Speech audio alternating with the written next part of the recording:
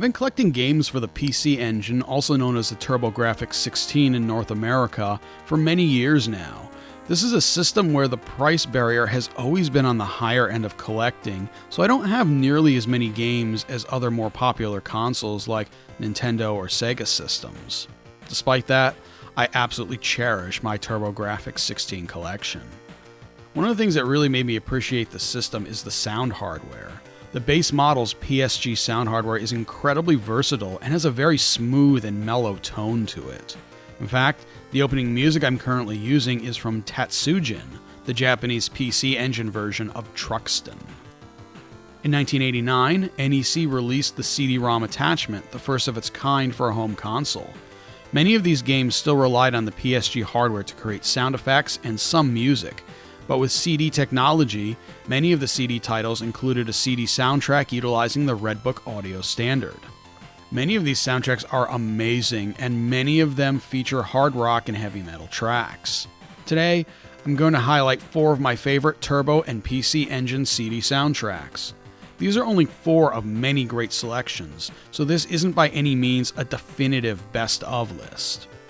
I've intentionally left 2 games out of this video due to how much exposure these soundtracks already get. Those titles include Lords of Thunder and Ginga Fukei Densetsu Sapphire, both of which have absolutely amazing soundtracks. But again, those games get tons of recognition already for their musical selections, and I wanted to highlight some that many people don't really talk very much about, or at least talk about the musical selections from them. That's why I wanted to make this video. When most people talk about retro consoles and games, the focus is almost always on the graphical capabilities of the system and not the sound hardware. So sit back, relax, and enjoy some musical selections from a few of my favorite soundtracks.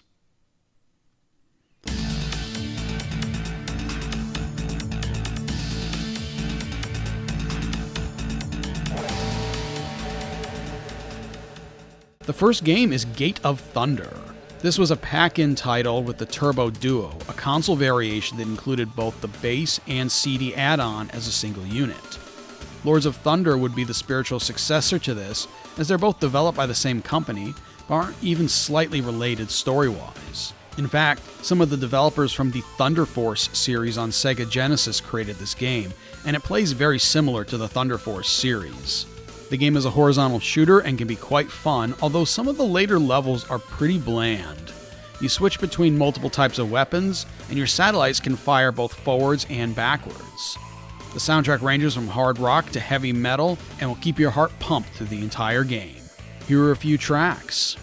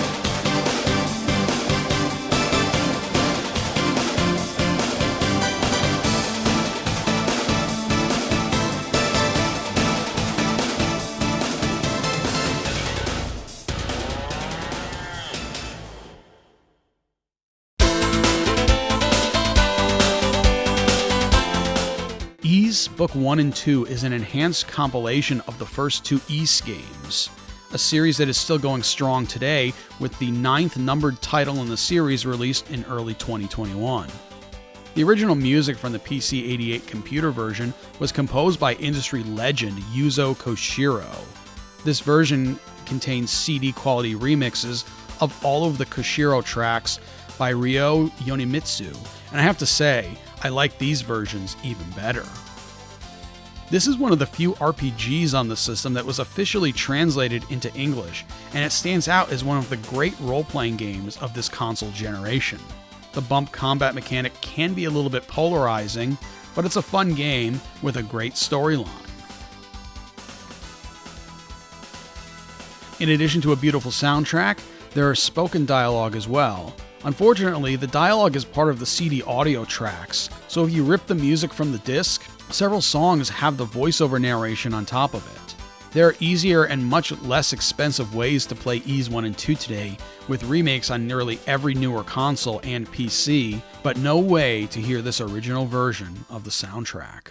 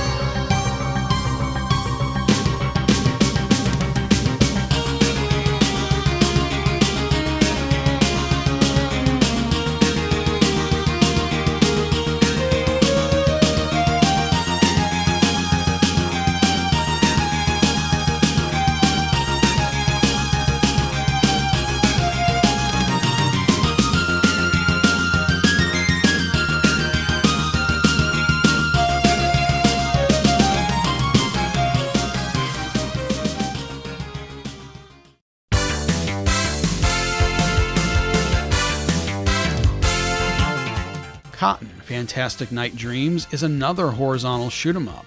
This time you play as a witch, Cotton, who is looking for her coveted willow candies.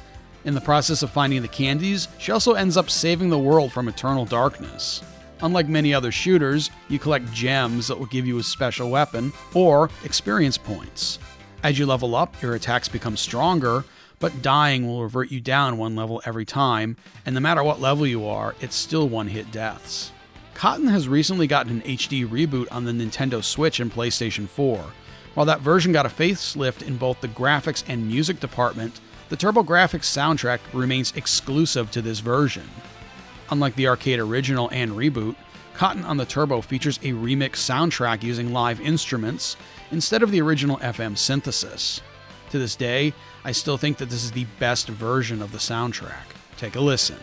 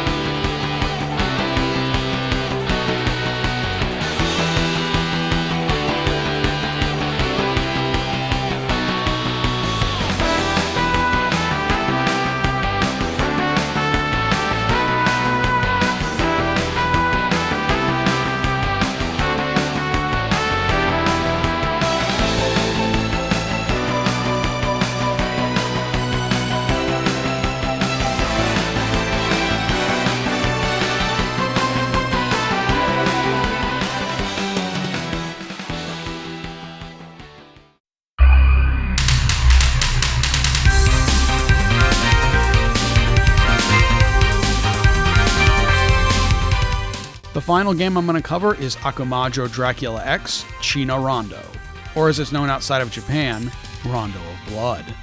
I'm including this one because most people only talk about the gameplay and how much better it is compared to the Super Nintendo remake.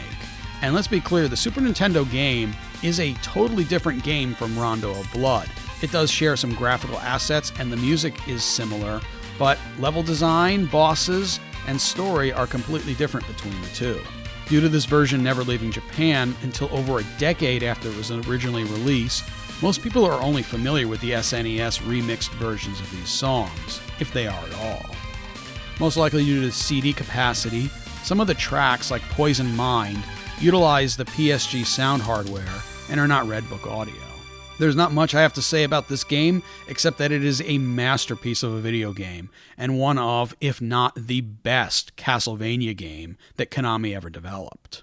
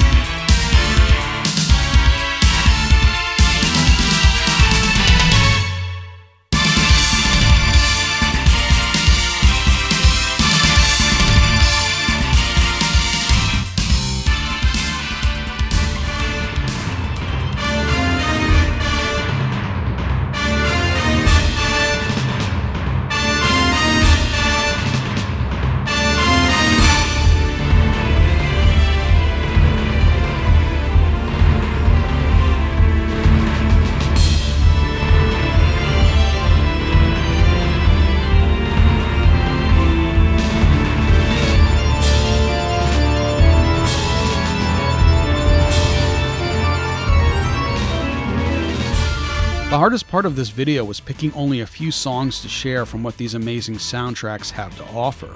If you've enjoyed these sample soundtracks, I recommend you seek out the full tracks for the ones you like. Many of these, like Rondo of Blood, have commercially released versions available as digital downloads, CD, and even vinyl records. These 4 soundtracks are only a very small sampling of what the TurboGrafx CD had to offer. Even some games with terrible gameplay and absolutely abominable stories had some excellent music in them. NEC was the first to market with a CD attachment, and they utilized the Red Book capabilities above and beyond any other console before or since.